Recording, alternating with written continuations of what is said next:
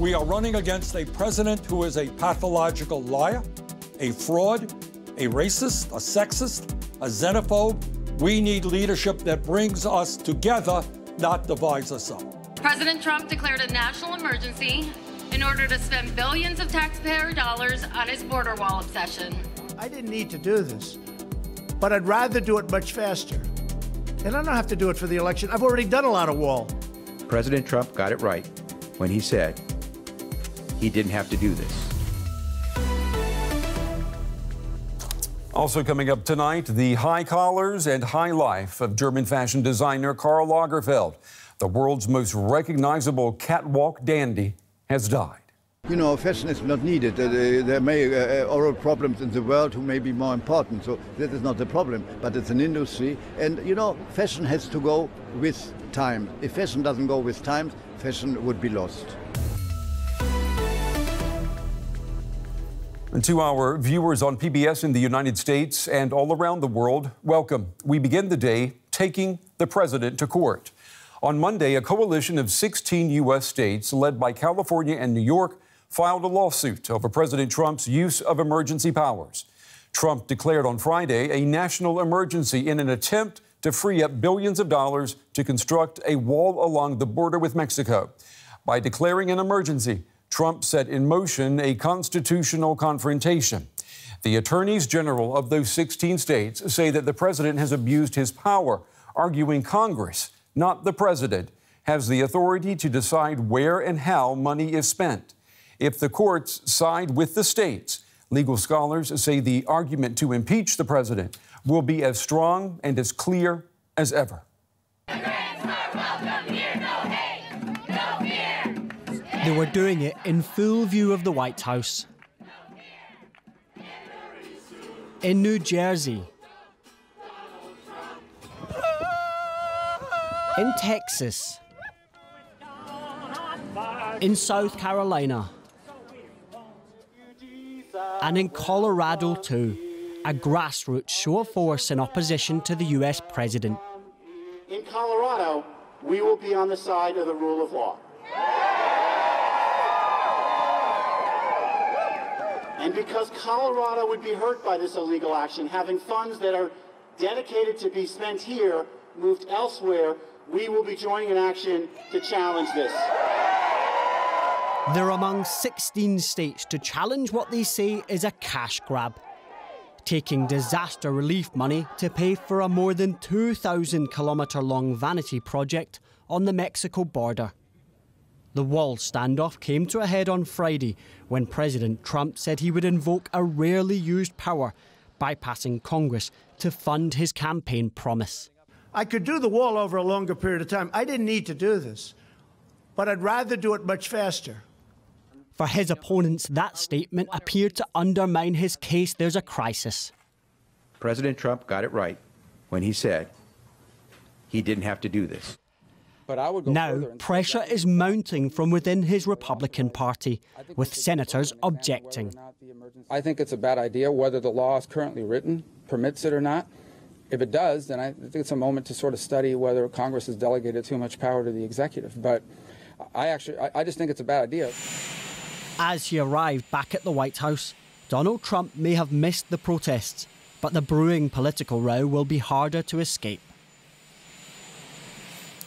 And my colleague Helena Humphrey is on the story for us tonight in Washington, D.C. Good evening to you, Helena. The U.S. president, we heard it right there, he's admitted that he did not have to declare an emergency, but he did so anyway. Did he throw these 16 attorneys general a big bone in their lawsuit?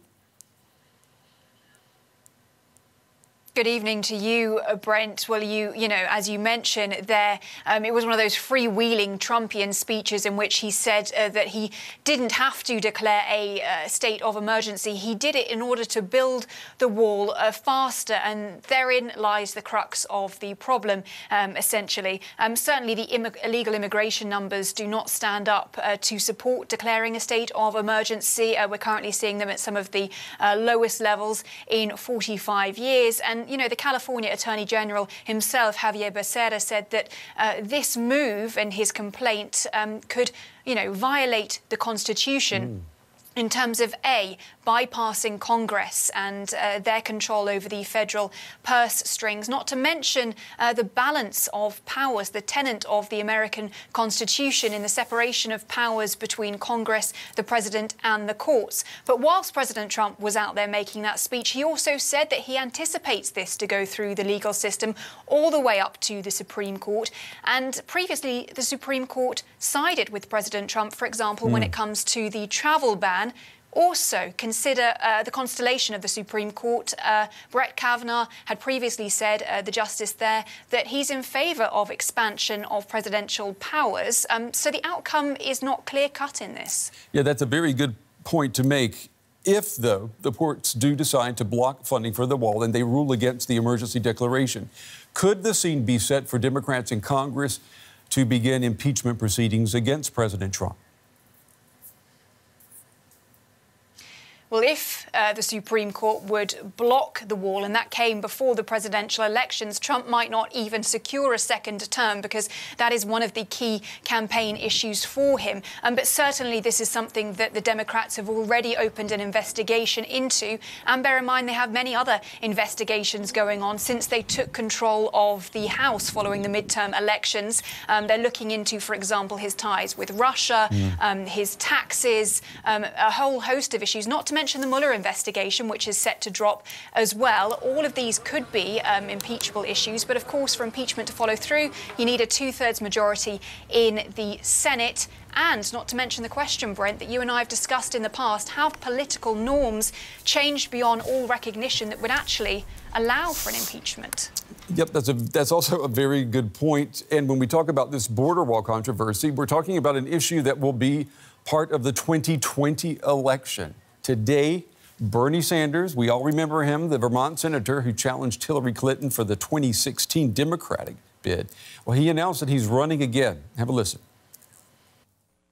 Our campaign is not only about defeating Donald Trump, the most dangerous president in modern American history. It is not only about winning the Democratic nomination and the general election.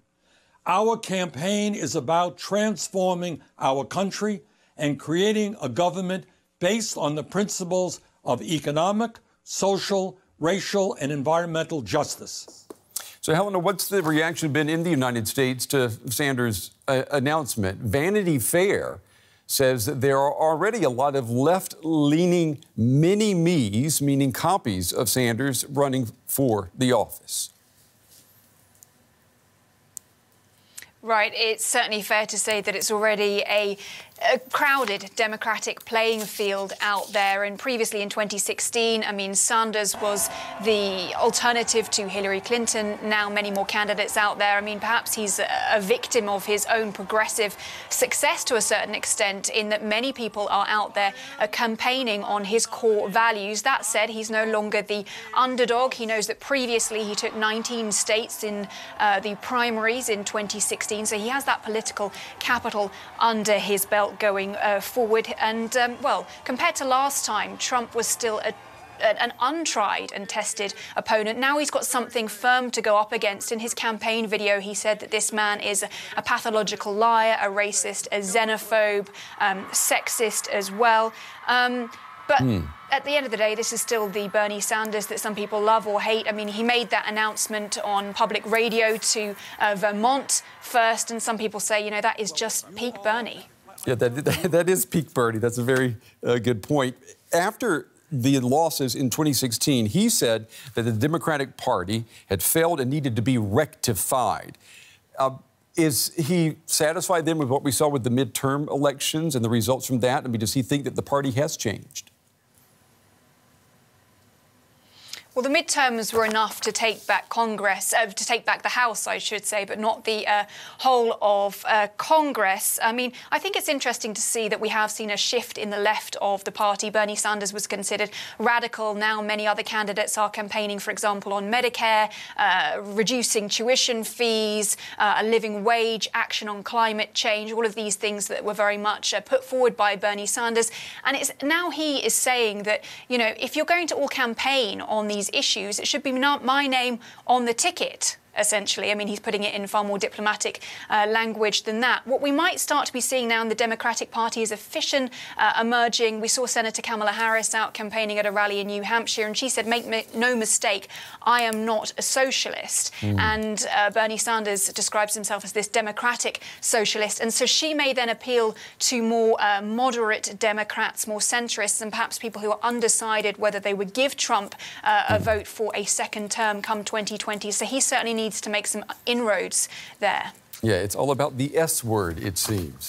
Our Helena Humphrey on the story for us tonight in Washington. Helena, thank you.